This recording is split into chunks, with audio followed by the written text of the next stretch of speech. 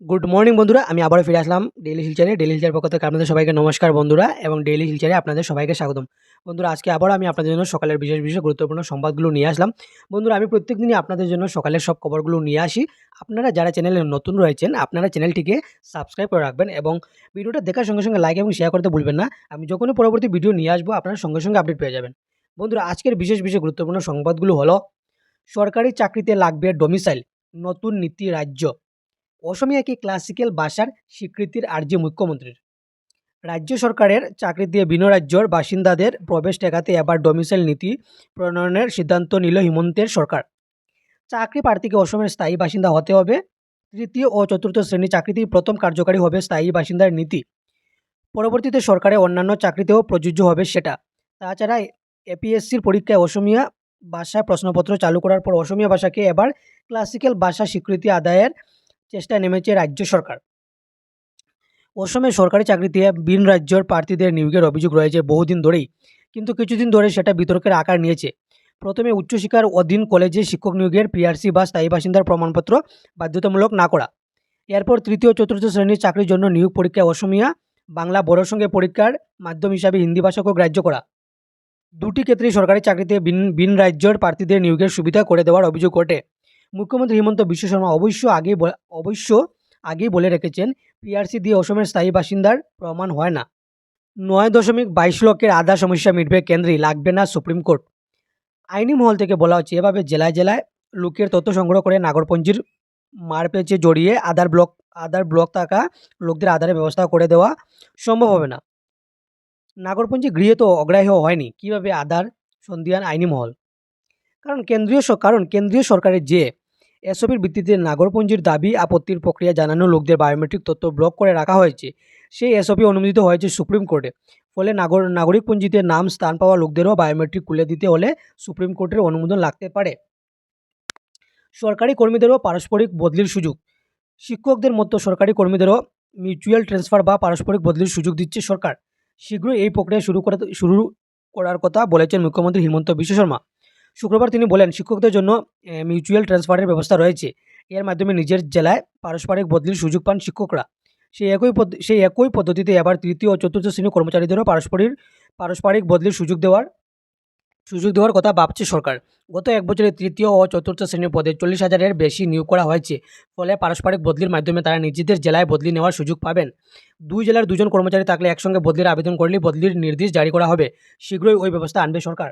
নিয়মিত হবে টিকাভিত্তিক ৩৫,০০০ শিক্ষকের চাকরি, মুখ্যমন্ত্রী। মৃত ১০৩ টিকাভিত্তিক শিক্ষকদের পরিবারকে আর্থিক সাহায্য। সমগ্র শিক্ষা অসমের অধীনে কাজ করা টিকাভিত্তিক ৩৫,০০০ শিক্ষকের চাকরি নিয়মিত হচ্ছে শীঘ্রই। এক্ষেত্রে যাবতীয় পদক্ষেপ গ্রহণ করা হয়েছে সরকারের পক্ষ থেকে। চাকরি পাওয়ার পর সরকারি কর্মচারীদের মানসিকতা বদলে যায়, আক্ষেপ হিমন্তর। শুক্রবার গুয়াহাটির শ্রীমন্ত শঙ্করদেব কলাক্ষেত্রে আয়োজিত এক অনুষ্ঠানে বিভিন্ন বিভাগে মোট ৪৪৪ জনের হাতে নিয়োগপত্র তুলে দিয়ে এই কথা ঘোষণা করেছেন মুখ্যমন্ত্রী হিমন্ত বিশ্ব শর্মা।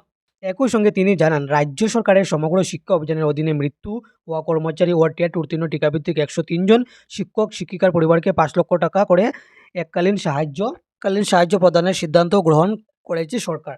সরকারে ১ লক্ষ নিয়োগের লক্ষ্য পৌঁছাতে আরও এক পা এগিয়ে শুক্রবার বিদ্যুৎ, শিক্ষা, তথ্য ও জনসংযোগ, মুদ্রণ ও লেখা সামগ্রী বিভাগের অধীনে ৪৬৫ জন প্রার্থীর হাতে নিয়োগপত্র প্রদান অনুষ্ঠানে উপস্থিতি থেকে রাজ্যবাসীর জন্য একের পর এক ভালো খবর শুনিয়েছেন মুখ্যমন্ত্রী। এদিন বিদ্যুৎ বিভাগে ৩০৬ জন, শিক্ষা বিভাগে ১৪৯ জন এবং তথ্য ও জনসংযোগ বিভাগে ১০ জনকে নিয়োগপত্র বিতরণ করা হয়। তিনি বলেন, রাজনীতির ঊর্ধ্বে থেকে বর্তমানে সরকার স্বচ্ছ ও দুর্নীতিমুক্ত নিয়োগের এক নতুন বাতাবরণ গড়ে তুলেছে। এই নিয়োগ প্রক্রিয়ার অবিরত যাত্রায় আরও একটু এগিয়ে শুক্রবার নতুন করে ৪৬৫ জন প্রার্থীকে নিয়োগপত্র প্রদান করা হয়েছে। ফেসবুকে বিজ্ঞাপন দেখে ৪.১৪ লক্ষ টাকা খোয়ালেন করিমগঞ্জের ব্যবসায়ী। অনলাইনে উপার্জনের নাম করে প্রতারণা দিন দিন বেড়ে চলেছে। পুলিশ, সাইবার সেল, গণমাধ্যমে সব রকম প্রচার হওয়া সত্ত্বেও মানুষ সচেতন হচ্ছে না। ফলস্বরূপ সারা জীবনে জমানো টাকা ব্যাংক অ্যাকাউন্ট থেকে গায়েব হয়ে যাচ্ছে। সামাজিক যোগাযোগ মাধ্যম ফেসবুকে ভুয়ো বিজ্ঞাপন দিয়ে প্রতারণার জন্য গজিয়ে উঠেছে একের পর এক চক্র। বিভিন্ন নামিদামি প্রতিষ্ঠানের পণ্যের বিজ্ঞাপনের ছবি ডাউনলোড করে তাতে এডিট করে নিজেদের মুঠোফোন নাম্বার বসিয়ে সামাজিক যোগাযোগ বিজ্ঞাপনের মাধ্যমে গ্রাহকদের থেকে হাতিয়ে নেওয়া হচ্ছে লক্ষ লক্ষ টাকা। করিমগঞ্জের এমন এক ঘটনার খবর পাওয়া গেছে ফেসবুকে বিজ্ঞাপন দেখে প্রতারণার শিকার হয়ে 4.14 লক্ষ টাকা খোয়ালেন করিমগঞ্জের এক ব্যবসায়ী। শ্রীলঙ্কার বিরুদ্ধে আজ টি-20 শুরু টিম ইন্ডিয়ার। আর কয়েক ঘন্টার মধ্যেই শুরু হতে চলেছে ভারত শ্রীলঙ্কা 3 ম্যাচের টি-20 সিরিজ। ভারতীয় ক্রিকেটে শুরু হচ্ছে গুরু গম্ভীর অধ্যায়। অতীতে রোহিতদের অনুপস্থিতিতে ক্যাপ্টেন্সি করেছেন সূর্যকুমার যাদব।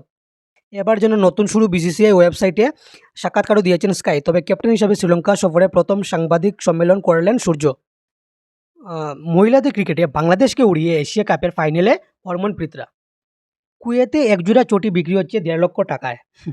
কুয়েতে একজোড়া চটির দাম কত হবে?